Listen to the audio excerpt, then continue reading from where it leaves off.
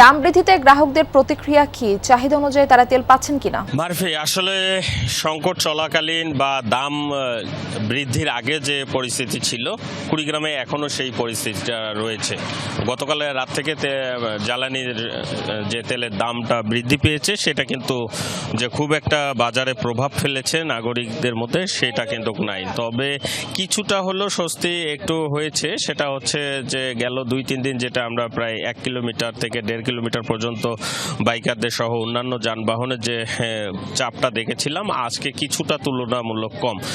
তবে একদম 20 টাকা থেকে 19 টাকা পর্যন্ত যে জ্বালানি তেলের দামটা বৃদ্ধি করা হয়েছে, এতে কিন্তু আমাদের কুড়িগ্রামে আমরা জানি যে দারিদ্র্যপীড়িত এই অঞ্চলে খেটে খাওয়া মানুষের সংখ্যাটা বেশি। এটা স্বাধীনতার পর থেকে এখন পর্যন্ত এইখানটায় কর্মসংস্থানের কোনো উদ্যোগ বা শিল্প ভারী কলকারখানা তৈরি না হওয়ার কারণে এই এক ধাক্কায় যে 20 টাকা করে জ্বালানি তেলের দামটা বাড়িয়ে দেওয়া সরকারের পক্ষ থেকে বাড়ানো হয়েছে, সেটা কিন্তু এই অঞ্চলের খেটে খাওয়া মানুষের উপর মারাত্মক একটা প্রভাব পড়বে, যেটা দ্রব্যমূল্যের ঊর্ধ্বগতি সহ অন্যান্য জিনিসপত্র এবং পরিবহন খরচ এবং কৃষিতে উৎপাদনশীলের যে পরিবেশটা তৈরি খরচটা ছিল সেটা বৃদ্ধি পাওয়ার কারণে নাগরিক প্রভাবটা কিন্তু ব্যাপকভাবে পড়তে শুরু করবে, যেটা ইতিমধ্যে পড়া শুরু করেছে। আমরা বিভিন্ন বাজারগুলোতে দেখেছি গেল 10 থেকে 15 দিন থেকে সয়াবিন তেলের একটা সংকট রয়েছে, যেটা আরও দিন দিন ঘনীভূত হচ্ছে। সব মিলাই বলা যায় যে তেলের দাম বৃদ্ধি পেলেও